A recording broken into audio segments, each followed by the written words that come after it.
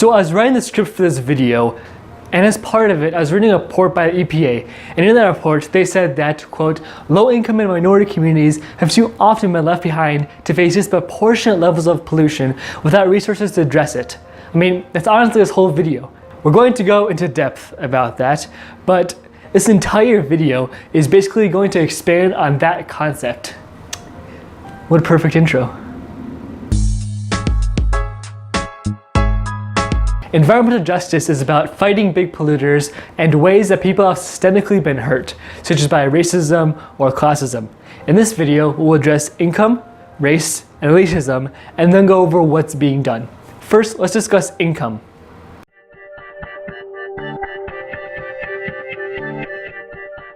Poor people tend to be more impacted by environmental issues than rich people.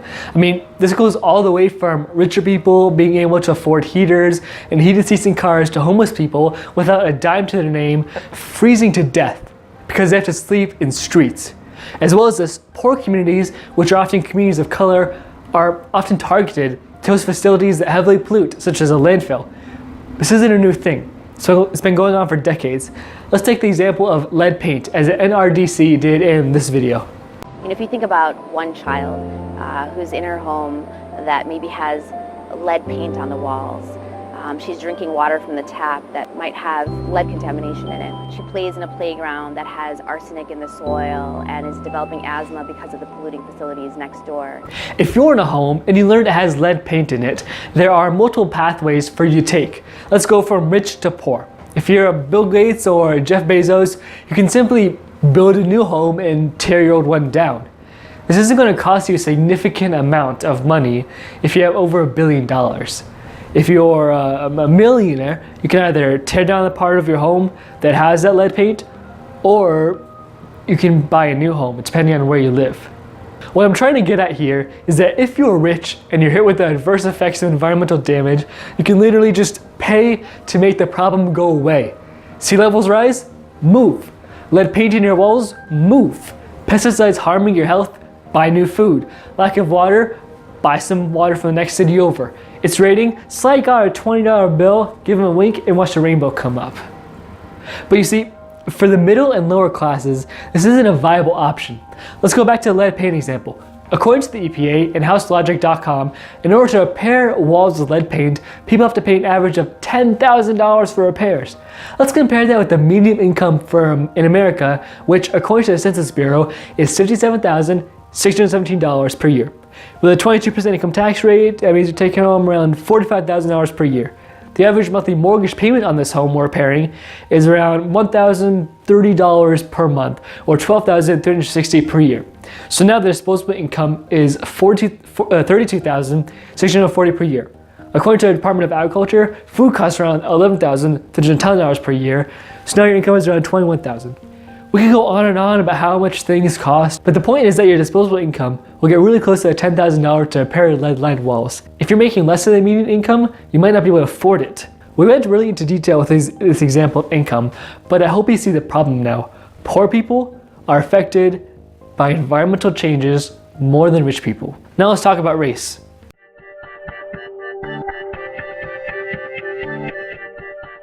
When someone says environmental racism, I think a lot of people today still have a negative reaction. This isn't part of the evidence or anything, it's just my personal observation, judging by a like-dislike ratio on this video about environmental racism.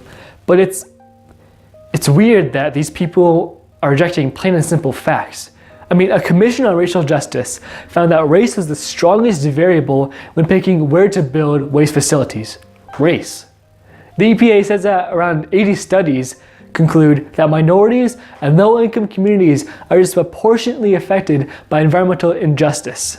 The United States Commission on Civil Rights has said that, quote, zoning practices and decisions that on their face are race neutral routinely allow communities of color and poor communities to be zoned industrial and significantly contribute to disproportionate placement of hazardous and toxic industries in these neighborhoods. A study by the National Academy of Public Administration found that most planning and zoning members are white men over the age of 40. While this doesn't guarantee any racism or discrimination, it does lower the awareness by zoning members. In an era where people on the right tend to be for fossil fuels and environmentally destructive practices, and also claim to support facts and logic, it's important to know this. Facts are not something to be cherry-picked. You can't say that you like those facts, but not these. Commission after commission and study after study has concluded that environmental racism is real and alive. What you do about it is your decision, but it's still here. Let's look at how it impacts African Americans.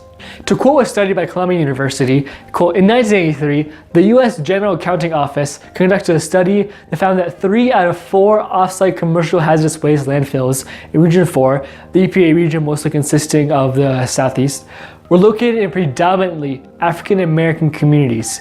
This number was shocking, considering that African Americans made up only 20% of the regional population at the time.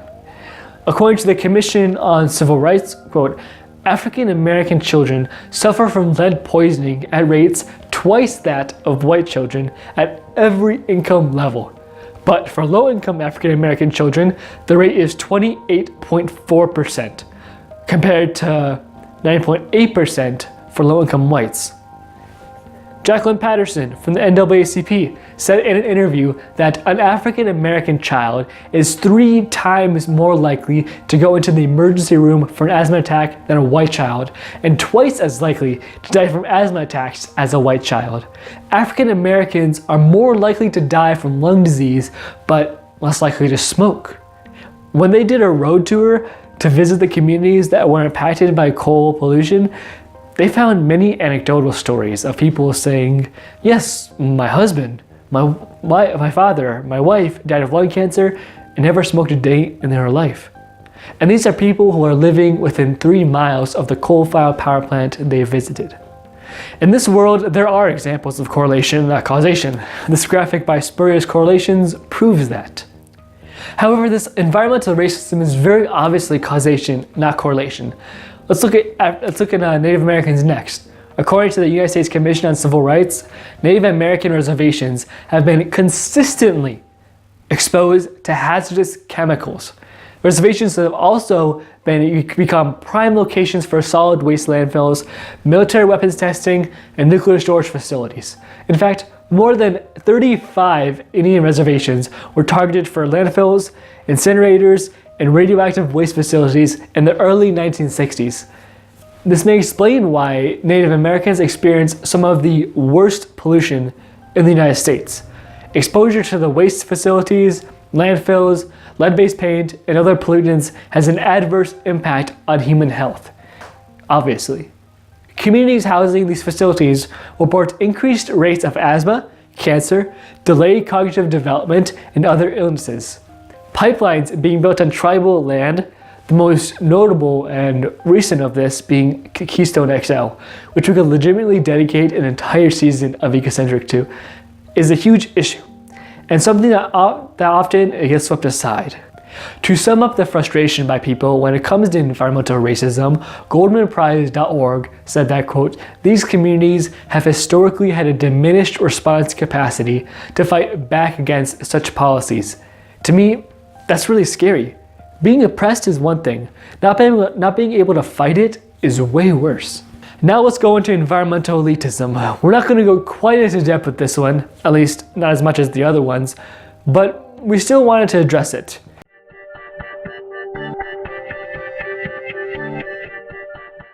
This is an idea that is well known. Many people think that environmentalism is an upper middle class movement, like people preaching about Teslas or even other less expensive hybrids and EVs when the majority of people can't afford them.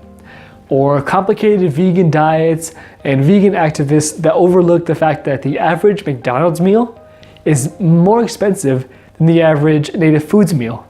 This classism or elitism isn't just about race, it's also about your socioeconomic status, which is often intertwined with race.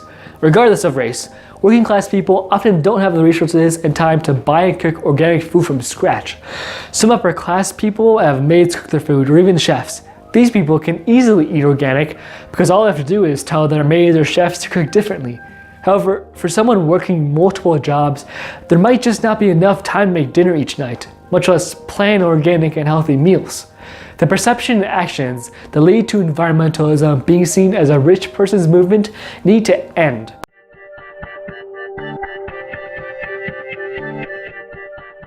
One key movement started in Warren County, North Carolina, a poor, rural, primarily black town.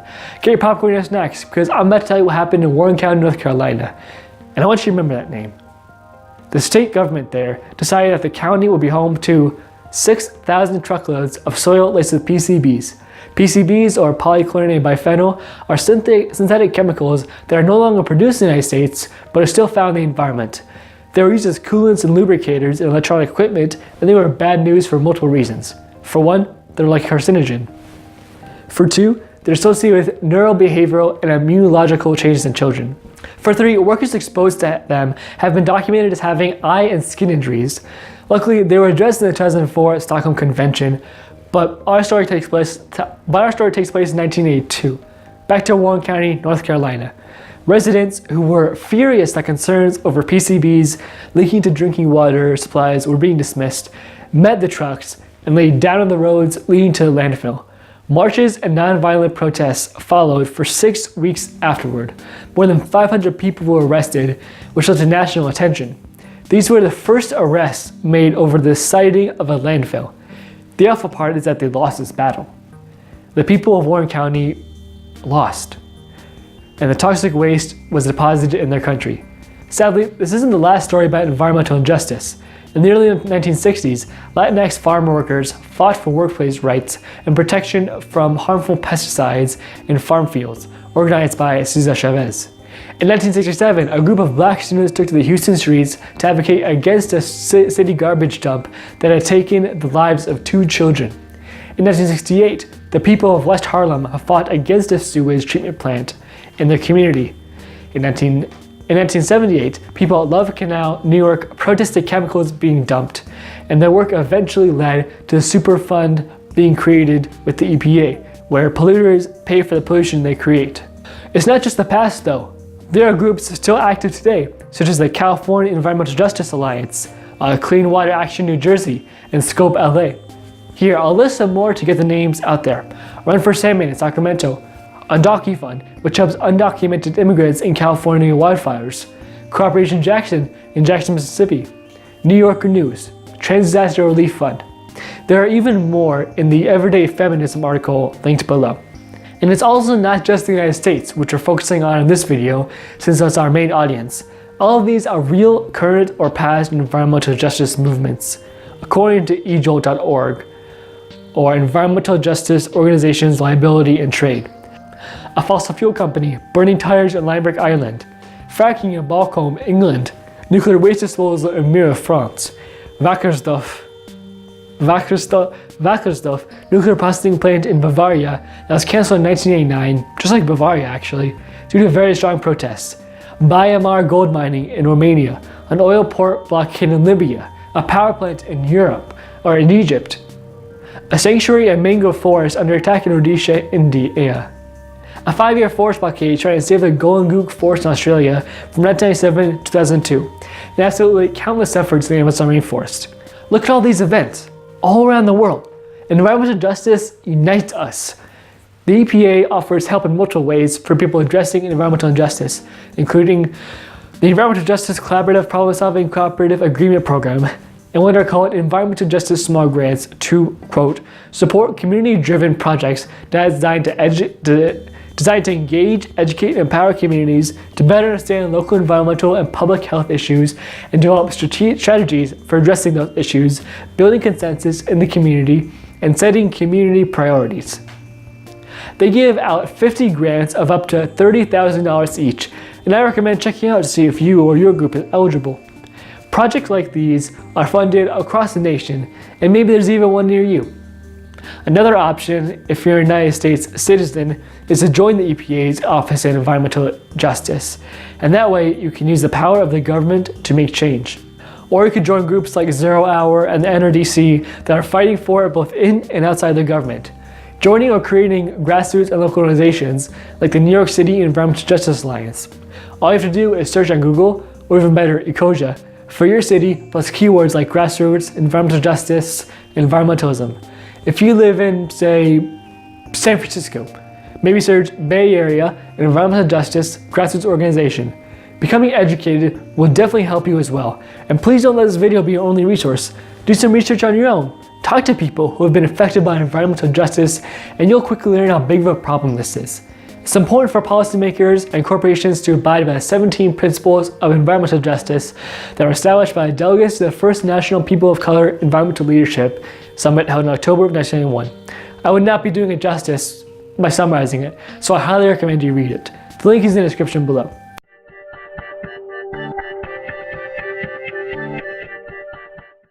Some people would say that environmental justice isn't legitimate and environmental racism isn't real.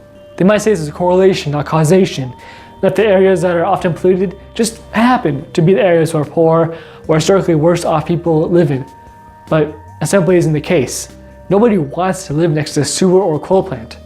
If you're a fossil fuel executive and you see that there are people who are less likely and less able to fight back living in an area, you realize it's a prime place to put the worst and most polluting facilities. If you still think all this is correlation and not causation, I strongly recommend rewinding this video and watching it as many times as you'd like. In this video, we'll only cover the United States. However, this is a worldwide problem. The richest 10% of all people on this planet are responsible for 50% of all the emissions, and the poorest 50% of all people on this planet are responsible for only 10% of emissions. It shouldn't be the case. It's also why trying to limit the population growth in poor countries really isn't the best solution. The richest people and groups on this planet, which, full disclosure, I'm luckily a part of, are responsible for a majority of the environmental destruction, and they exploit the poorest people to get their way. I want to conclude this video with a quote by former EPA Administrator Gene McCarthy. Clean water and clean air don't just happen, especially in low-income and minority communities. These are essential resources that we have to invest in protecting, and that includes communities, cities, states, and tribes. This problem isn't easy. We won't fix it overnight. It's only when we work together that we'll be able to deliver these basic protections to every American, no matter who they are, where they live, or how much money they make. Everyone deserves to have their health protected from environmental exposures. That's all for today. Thanks for watching. As always, you can find the full articles in the description below. If you like this video, please like and subscribe. It really helps us out. You can also follow us on Instagram at @WeAreEcocentric. Well, that's all for me. That's the transfer of the world. See you next week. I am kind of proud of that thing I said where like, you can't say you like these facts and not those, because it's weird how like the modern conservative movement has almost fetishized facts and claim facts are on their side, but they're not. I mean, like for climate change, it's very obvious that it's happening and it's man-made, and yet some of them deny it. In environmental justice, it's very obvious that it's happening. It's very obvious there's injustice in the world, but they deny it. So, I don't know. It's weird. Sorry, Ben Shapiro, these are facts.